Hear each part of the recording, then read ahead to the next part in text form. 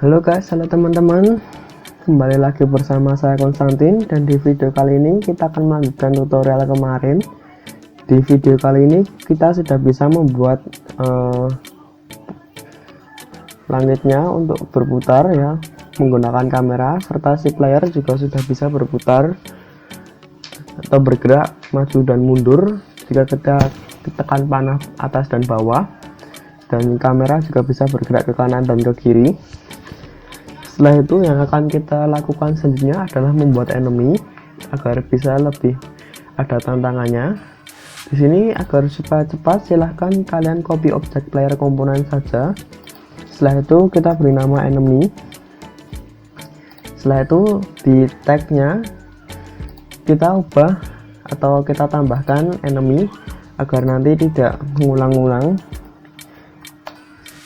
Setelah itu di enemy ini gunanya agar kita bisa bersentuhan atau berkolaj jika nanti kita ingin mendapatkan efek power up ya. Setelah itu kita klik enemy. Di sini nanti kita ubah player komponennya, remove komponen. Setelah itu kita buat script enemy.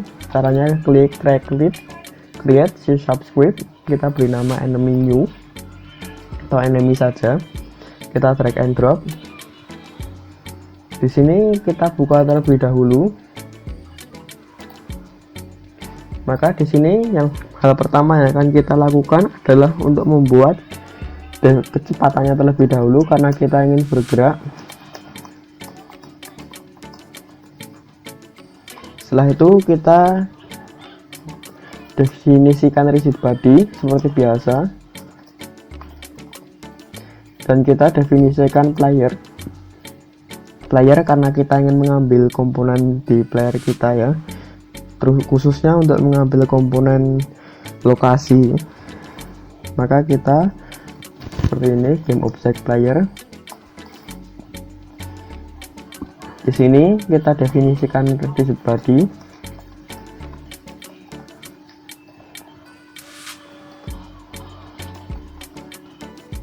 Dan kita definisikan player kita ya, game object dot find player. Ingat, ini nama objek yang ada di hierarki kita. Kita ubah saja player komponen ini menjadi player agar lebih enak. Setelah itu kita kembali ke script kita. Di sini yang akan kita lakukan di update tentu saja mendapatkan posisi si player terlebih dahulu dan menggunakan gaya enemy. Maka kita enemy rb dot add force. Di sini kita pakai player karena kita telah mendefinisikan di player sini, player dot transform dot position dikurangi transform dot position. Maksudnya ini kita mendapatkan lokasi si playernya. Setelah itu kita kurangi dengan posisi si enemy-nya, dan kita dot normalize kalikan speed. Nah, karena ini adalah fungsi matematika yang dimana akan melakukan perkalian terlebih dahulu, maka dari itu kita akan membuat kurung seperti ini, dot normalize,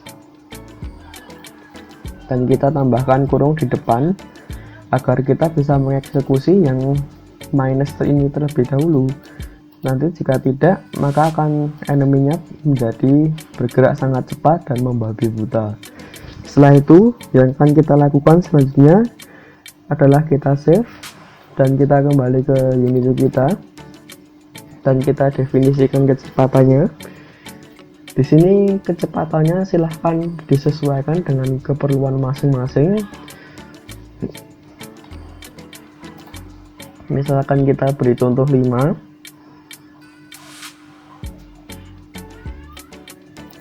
Sini enemy kita beri contoh 5.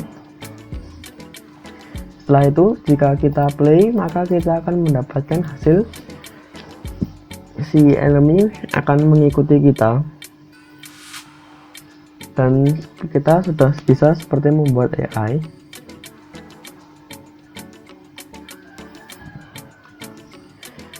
Nah, seperti itu. Agar lebih jelas, kita sendirikan enemy-nya di sini. Nah, saya akan mengubah tekstur agar menjadi lebih jelas. Kita pakai yang ini, kalian terserah bisa milih apa. Setelah itu kita akan membuat spawn manager agar kita bisa menyepawn atau menginstantiate enemy. Klik right click, create empty. Setelah itu buat folder bernama spawn manager, kita reset posisinya, dan kita buat script yang bernama spawn manager.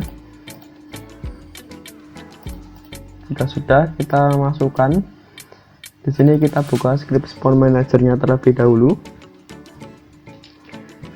Di sini kita bisa menyepawn enemy. Maka yang pertama hal yang kita lakukan adalah kita membuat game object enemy-nya, public game object enemy.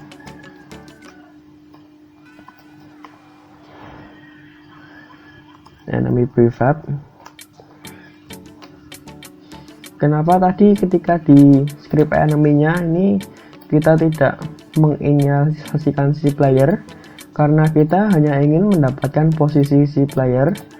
Kalau kita ingin men-spawn si player, maka kita bisa gunakan public dan instantiate. Tapi untuk dalam kasus enemy tadi, di sini kita menginisialisasikan si player agar si player bisa mendapatkan enemy-nya, posisi enemy-nya. Di sini setelah itu kita akan membuat private float range.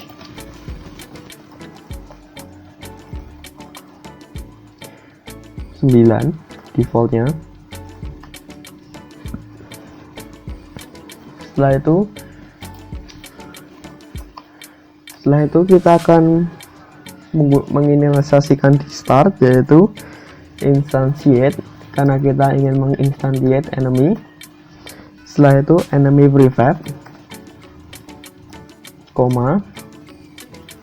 generate spawn position,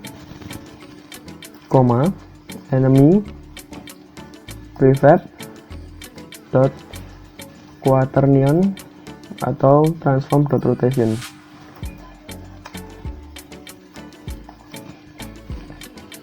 Nah, seperti ini kalian akan mendapatkan garis merah. Maka ini adalah fungsi return, yang dimana fungsi ini mengembalikan atau memanggil fungsi.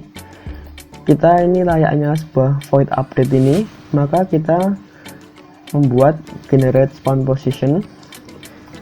Di sini kita void generate spawn position. Nah, di sini selanjutnya kita akan memakai vector tree.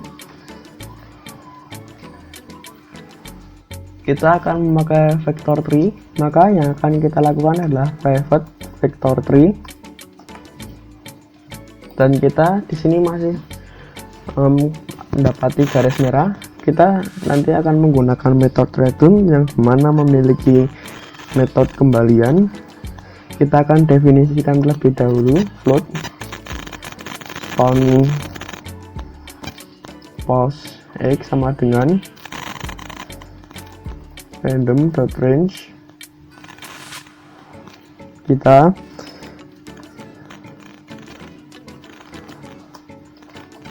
spawn range,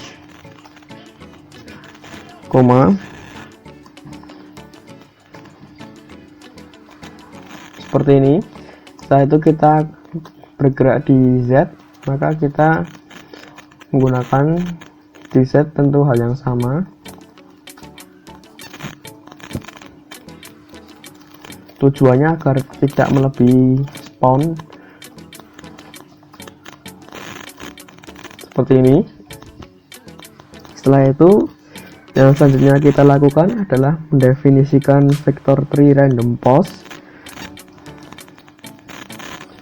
Vector tree random pos sama dengan new vector 3,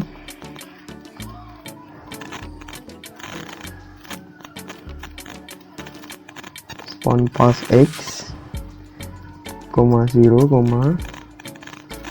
spawn pos z. Dan yang akan kita lakukan adalah return random pos. Maksudnya kita akan mengambil fungsi ini, float ini, di generate spawn position agar tidak terlalu banyak. Awalnya memang membingungkan untuk menggunakan return method ini. Nah, di sini jika sudah, maka kita bisa men-spawn enemy dengan batasan dan nilai-nilai yang ada di scene. Misalkan jika kita kembali di scene, di sini enemy kan ada, karena ini 3 dimensi bergerak di x dan z. Di sini kalian lihat agar tidak melebihi, maka akan men-spawn -9 di sini. Begitu juga untuk -9 yang di positif seperti ini. Setelah itu kita kembali ke script kita. Di sini agar di script enemy and kita akan lakukan perubahan agar tidak terlalu rumit scriptnya. Kita buat vector 3 look direction sama dengan kita copy di sini.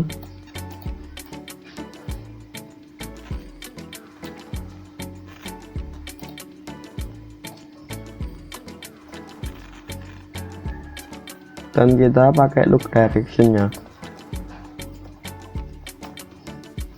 Nah, agar bisa lebih singkat dan enak dilihat, sebenarnya ini tidak mempengaruhi apapun, cuma agar saja lebih irit dan lebih terstruktur rapi. Di sini kita kembali save. Setelah itu, jika kita play, maka kita akan bisa melihat enemy terspawn di titik 9 dan -9 tadi. Di sini spawn managernya hampir lupa kita. Jangan lupa kita jadikan enemy kita dulu ini prefab. Kita buat folder prefab.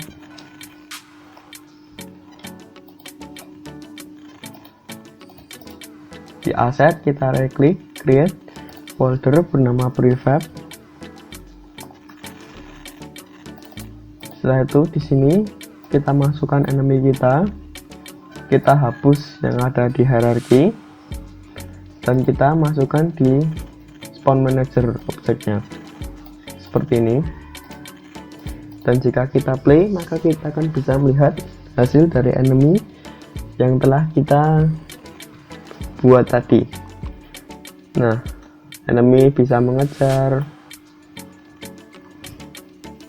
si player bisa jatuh, dan enemy juga akan bisa men-spawn di posisinya. Dan yang akan kita lakukan selanjutnya adalah membuat supaya